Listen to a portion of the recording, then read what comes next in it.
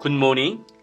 참된 지혜가 어디에 있는지 분명히 깨닫고 알아서 세월을 아끼는 모두가 되시기를 축복합니다.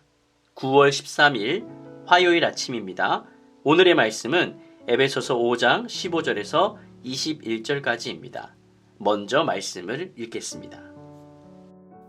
그런즉 너희가 어떻게 행할지를 자세히 주의하여 지혜 없는 자같이 하지 말고 오직 지혜에 있는 자같이 하여 세월을 아끼라. 때가 악하니라. 그러므로 어리석은 자가 되지 말고 오직 주의 뜻이 무엇인가 이해하라. 술 취하지 말라. 이는 방탕한 것이니 오직 성령으로 충만함을 받으라. 시와 찬송과 신령한 노래들로 서로 화답하며 너희의 마음으로 주께 노래하며 찬송하며 범사에 우리 주 예수 그리스도의 이름으로 항상 아버지 하나님께 감사하며 그리스도를 경외함으로 피차 복종하라. 인생은 화살같이 빠르고 죽음은 부지불식간에 다가옵니다. 악한 세상은 소중한 시간을 헛된 일에 소비하도록 우리를 유혹합니다. 깨어 주님의 뜻을 이해하지 않으면 세월은 덧없이 가고 말아버립니다. 후회가 남지 않고 만족스러운 인생을 살기 위해 필요한 것들은 과연 무엇일까요? 어떤 삶이 지혜로운 삶일지 오늘 말씀을 통해 살펴보겠습니다. 지혜로운 삶은 시간을 아끼는 삶입니다. 바울은 앞서 빛과 어둠에 대해서 대조하였는데 여기에서는 지혜 있는 자와 지혜 없는 자를 대조하고 있습니다. 지혜는 갑자기 등장한 개념이 아니라 이미 앞에서도 매우 중요하게 언급되었던 주제입니다. 바울은 에베소서 1장 8절에서 예수가 모든 지혜와 총명을 성도들에게 넘치게 하셨다라고 선언했습니다. 그 지혜로 말미암아 성도들은 예수님 안에서 하나님의 때가 찬 경륜의 비밀을 알게 되었습니다. 결국 이 지혜는 하나님의 성품이며 하나님의 뜻과 계획을 알고 하나님을 아는 수단입니다. 하나님의 지혜를 받은 자는 앞서 언급했던 빛의 삶을 지향하고 어둠의 일을 버립니다. 이 지혜라는 것은 단순한 지식의 수준이 아닙니다. 유대적 배경에서는 지혜를 관계적인 개념으로 이해해야 합니다. 그리스도와 연합하여 그리스도를 닮은 인격과 하나님의 뜻에 합당한 삶을 살아갈 능력까지도 포함하고 있는 단어입니다. 본 단락에서 강조하고 있는 예수님 안에 있는 성도의 정체성은 지혜 있는 자입니다. 지혜 있음의 중요한 특징을 시간에 대한 올바른 이해와 태도로 설명하고 있습니다. 시간을 어떻게 생각하느냐의 차원을 넘어 삶을 어떻게 살아가느냐, 곧 삶의 내용까지 포함하고 있는 것입니다. 바울은 예수님 밖에 어둠의 일들에 열매 없음을 강조하고 있고 인용을 통해 그 어둠과 밤의 시간을 잠자는 시간으로 묘사합니다. 반면에 예수님 안에서 빛 가운데 깨어 행하는 모든 시간을 빛이 열매 맺는 시간이라고 했습니다.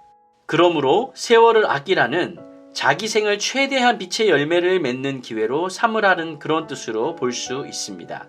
그리고 왜 그런 명령을 하는지 그 이유가 뒤따릅니다.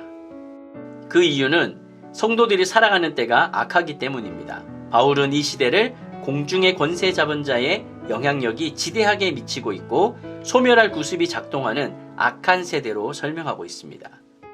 그러기에 모든 성도들은 예수님 안에서 그 시간을 빛의 열매를 맺는 기회로 삼아야만 합니다. 지혜로운 자는 주님의 뜻이 무엇인가 이해하고 자세히 주의하여 행함으로 시간을 아끼는 자입니다. 헛된 일에 시간을 보내지 말고 하나님의 시간에 참여하십시오.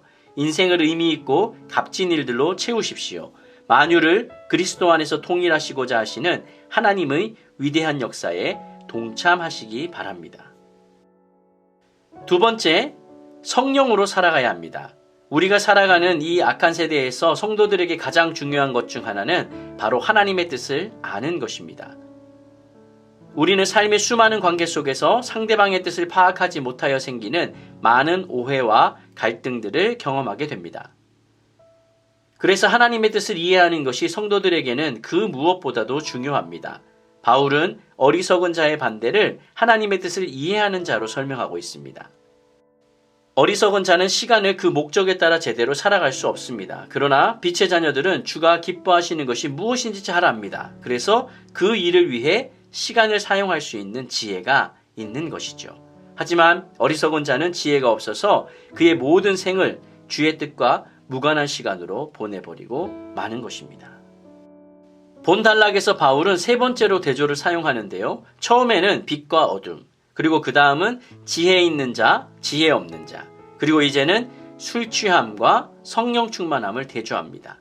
열매 없는 어둠의 일을 행하는 삶은 그 시간에 아무런 의미가 없다는 차원에서 술 취하는 것과 비슷합니다. 그와 대조해 하나님의 뜻을 헤아리고 빛 가운데서 하나님이 기뻐하시는 열매 맺는 삶은 성령으로 말미암는 일입니다. 그래서 성령 충만 받기를 사모해야 합니다. 술 취함은 어리석은 삶이고 성령 충만은 지혜로운 삶입니다. 무엇이 그의 영혼과 육체를 지배하느냐의 문제일 것입니다. 공중권세를 잡은 자의 통치 아래 방탕에 방임하며 살 것인지, 아니면 성령의 지배 아래 그 다음 이어질 내용으로 살 것인지 결정해야 합니다. 지혜롭게 사는 일은 성령께서 도우셔야 할 수 있는 일입니다. 성령으로 충만해지도록 시와 찬송과 신령한 노래가 가득한 예배에 참여하십시오. 마음을 담아 찬송하고 범사의 감사로 주와 동행하십시오. 섬세한 손길을 인지하며 매 순간 순종하십시오. 헛된 일에 빠지지 않고 시간을 속량하는 길입니다. 세 번째, 상호 복종하십시오. 성령 충만을 받은 자들은 시와 찬송과 신령한 노래로 화답합니다. 그들에게 나타나는 큰 특징은 하나님과 예수 그리스도를 향한 찬송으로 영광을 올려드린다는 것입니다. 성령의 충만한 삶은 구체적으로 공동체 안에서는 하나님께서 하신 일을 깨닫고 그분이 주신 구원의 가치에 놀라는 삶입니다.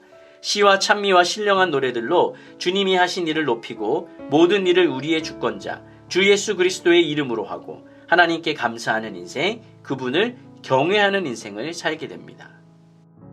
또한 사람을 이용하는 삶에서 떠나서 그리스도께서 우리를 섬기셨던 것처럼 우리도 겸손하게 지체를 섬기고 상호 복종하는 관계로 나아갑니다.